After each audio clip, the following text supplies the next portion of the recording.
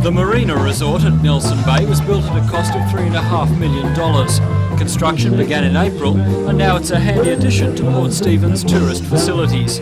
It will provide luxury resort accommodation and convention and conference facilities on a scale not seen before in the Port Stephens area. The resort was opened this afternoon by the Deputy Premier Ron Mulock. It has 39 rooms, 5 deluxe suites, a swimming pool, 2 and a restaurant. Built on the rise of Magna Street overlooking the Nelson Bay Marina, the complex has a commanding view of Port Stephens. It also boasts a first in the Port Stephens Shire, with the area's only elevator. The owners are John and Rennie Chan. They own the Rickshaw Bay restaurant and have lived in the area for 7 years. If you think the resort is already grand, then wait for stage 2. The owners plan to double its size by building a duplicate construction next door.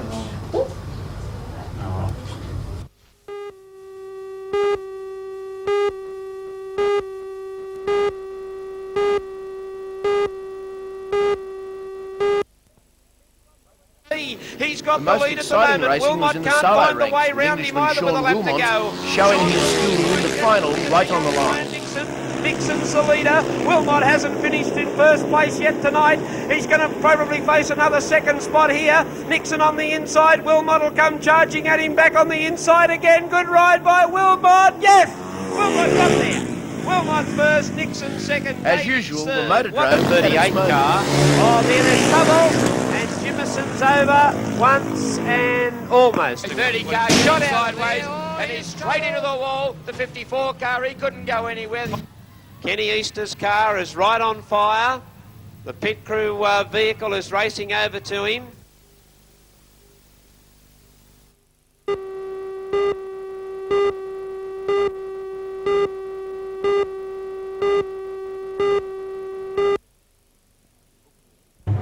Looking at the huge crowd that converged on King Street this afternoon, it's worth remembering that the fair began 8 years ago as nothing more than a few stores opening for a bit of extra Christmas trading. Today there was no doubt that the fair has become a major community event. There were more craft and specialty stalls than ever before, and almost every shop featured sales, giveaways and special offers. A new feature this year was an auction on the ground floor of David Jones car park. In keeping with the Christmas spirit, the fair is expected to raise well over $3,000 for the 2NC Christmas toy appeal. But the King Street Fair is more than simply a shopping spree. People came to see and be seen, and enjoy the music and the atmosphere of perhaps Newcastle's most fashionable district. Without question, this year's King Street Fair was a big success. How big? Well, the organisers estimate a crowd of more than 30,000 people, and that makes it the biggest street fair in New South Wales, possibly the whole of Australia.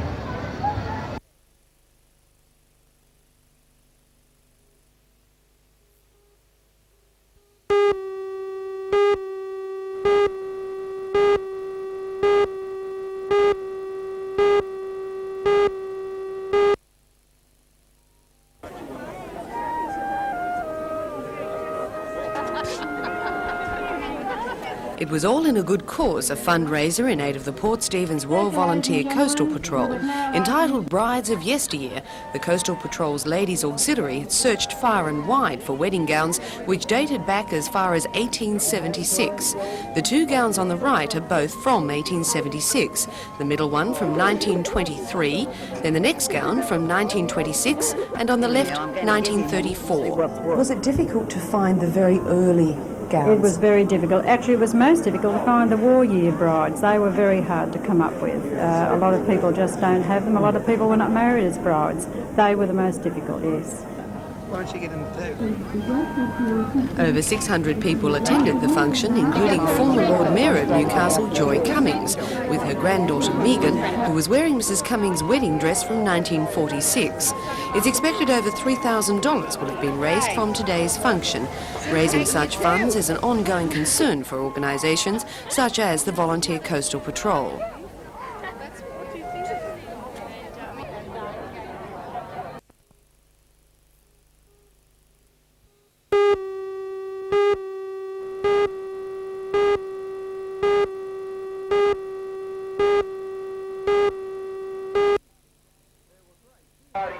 There were grave fears for Matthew's life 2 weeks ago as he lay unconscious on Newcastle Beach, the victim of a freak lightning strike.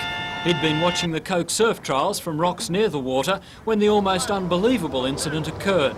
Lifesavers and ambulancemen worked to revive the youngster without success, and it wasn't for a couple of days before doctors at Royal Newcastle were sure Matthew would pull through unscathed. Today, just 2 weeks after the freakish incident, Matthew was released from hospital and pleased to be heading for home. How are you feeling now? Feeling really good. And of course you get out of hospital now. You're glad to be leaving? Yeah, as they say, there's no place like home. And what are you going to do when you get home? What are the plans? Watch a lot of surfing, try to get encouraged to surf again. And hoping to get back in the water, hey? Oh yeah, I'll be more determined than ever to do well.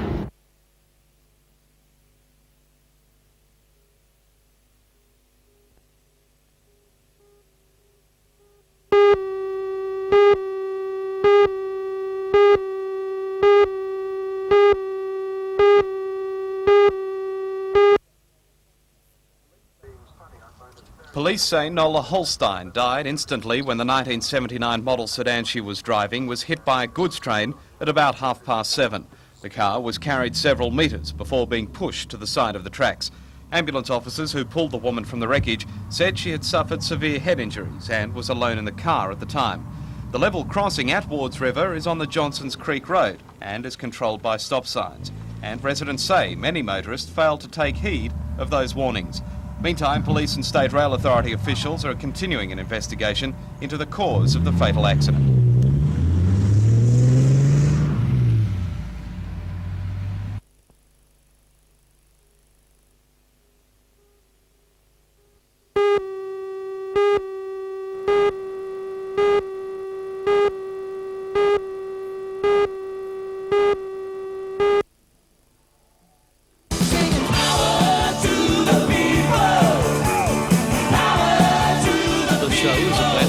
Rock and theatre. The story is factual, based on interviews which John Lennon gave.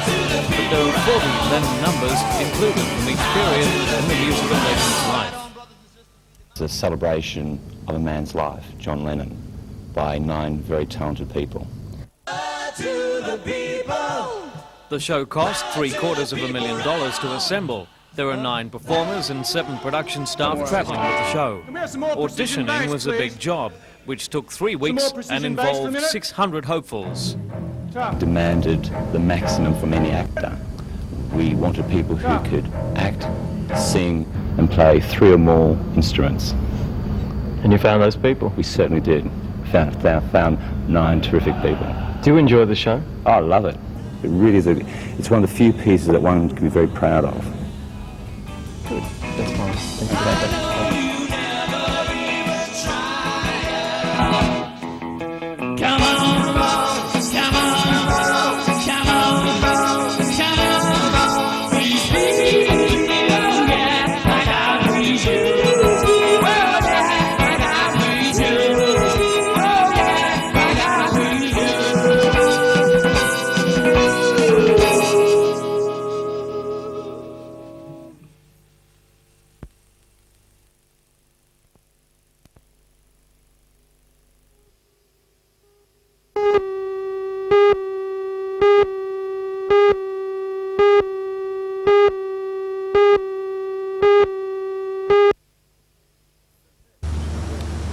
The theft is a severe blow to the Salvation Army's emergency service.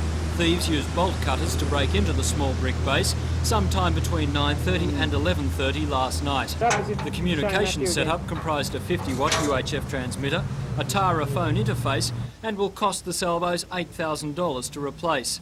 It was the nerve centre of the Salvos emergency service in the Lower Hunter and on the Central Coast.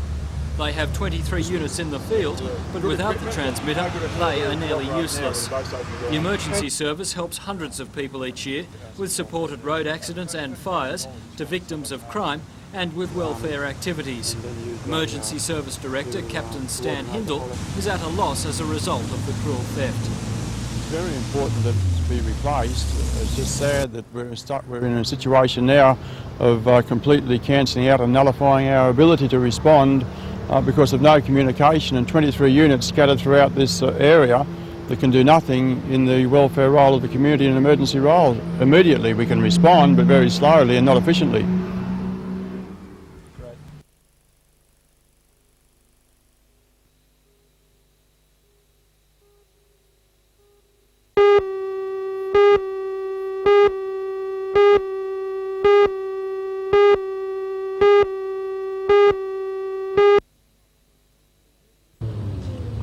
The youth centre in the Smart Street building was opened in its very bare state today. The Lake Macquarie City Council had given it to their youth council, who in turn opened it to the area's youth to do with it what they wish.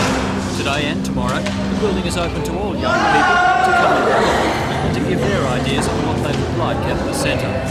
The organisers say it will be open for everything from dances and live bands to discussion groups on drugs and other issues affecting youth. They hope the old library will also serve as a meeting place for kids. 20-year-old Michael Blair is one of the young people involved with getting the centre off the ground. Basically what we're trying to do is, as I said, just be on an advisory role and leave it open to the youth to decide what they want to do in the centre. So I feel that's possibly the way that it will be different, in that we'll leave it open purely to them.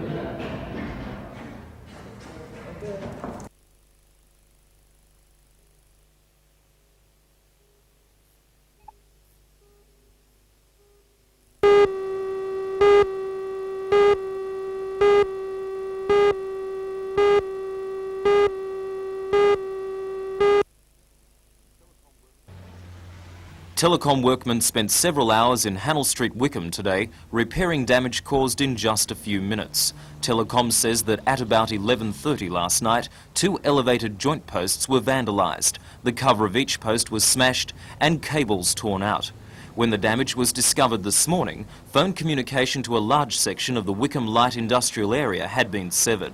As well, wires to several important fire and burglar alarms were cut. The damage follows a spate of vandalism to public telephones in the Newcastle area. Telecom has been trying to fight the vandals, but so far appears to be losing the battle.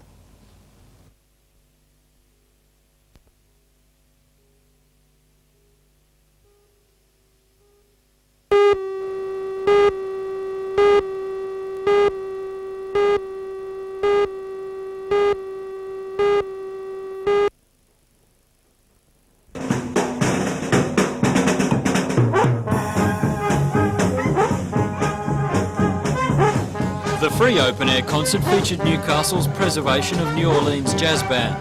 Hundreds of people from young to old were there, tapping away, sipping away, or just relaxing away their Sunday afternoon.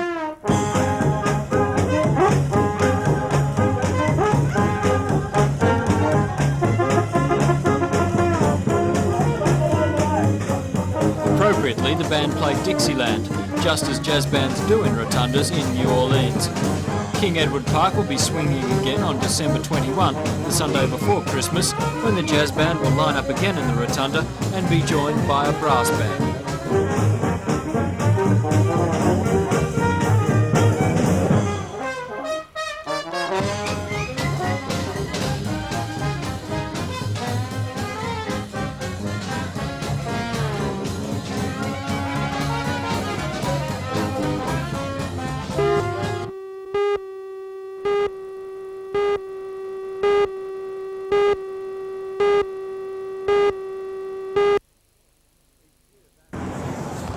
Each year, vandalism costs Telecom and, as a direct result, the taxpayer millions of dollars. Telecom says that on Saturday night at about 11:30, 2 elevated joint posts in Hannell Street, Wickham were ripped apart. The cover of each post was smashed and the cables torn out. Yesterday, Telecom workmen spent hours repairing damage caused in just a few minutes. The damage cut phone services to a large section of the Wickham Light Industrial Centre. As well, wires to several important fire and burglar alarms were cut. The damage follows a spate of vandalism to public telephones in the Newcastle area. Telecom says elevated joint posts are also a regular target of vandalism.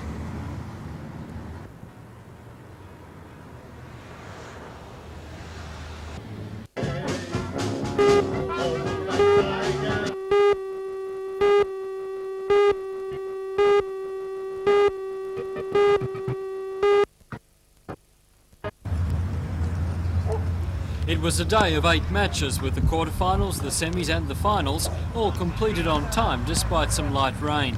Finally, it came down to the home club Wall's End, doing battle with Merryweather, after both teams had won their previous 2 matches. It was a day for the youngsters, with Merryweather's Mike Varnum top scoring with 26 runs in his team's total of 9 for 101. Wall's End, realising they had a fight on their hands, went after the runs, but in so doing fell for a total of just 76. Craig Rivel made the best of it with 24 runs.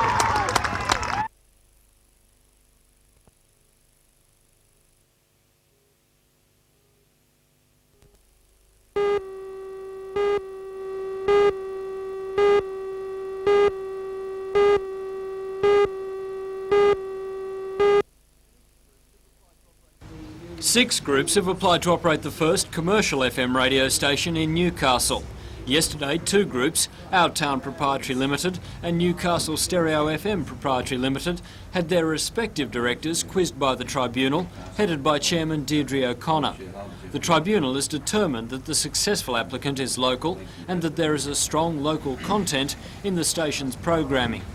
The announcement of the successful applicant is not expected before next February, and then it should take 6 to 12 months before the station is up and running. The city's AM stations are unhappy about the government's introduction of FM licences. They claim it is a government-sponsored monopoly on technology. It's a bit like saying that you can't use computers because they're new, and the new operator's got to have the new technology and you've got to compete with them with the older technology. And that I find a little bit galling, and that's really the view of the AM stations. Give us the same tools and we'll compete with anyone. Doesn't matter how many stations.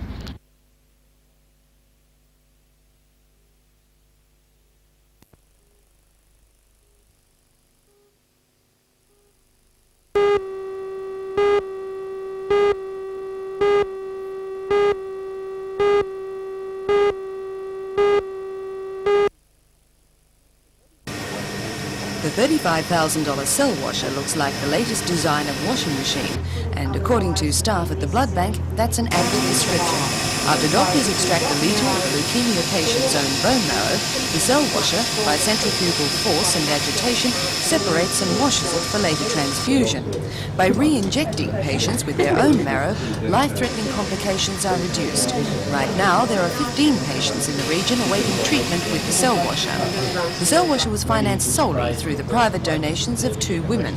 One of them, Mrs. Jan Durbin, was thanked at the presentation today by the new chairman of the local area health board, Conciliation Commissioner Varnum. Also there was Dr. Elwyn Currow, who retired last week after 21 years as the Chief Executive Officer of the Royal Newcastle Hospital. He says he's witnessed many changes to health services in Newcastle in that time, and is proud of the facilities now in this region. There are excellent facilities available to them in Newcastle now, covering almost a complete range of specialties. We don't have open heart surgery here at the moment, but with about that exception, particularly with the establishment of the oncology unit at the Mater, the range of services provided here is really very good and very wide indeed.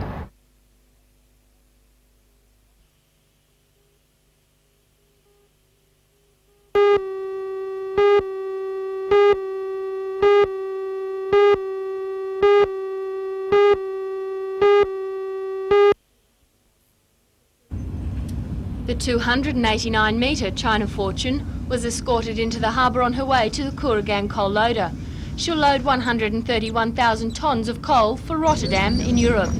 The China Fortune was built by the China Shipbuilding Corporation in Taiwan, and she's the sister ship of the China Prosperity, which made her maiden voyage in June.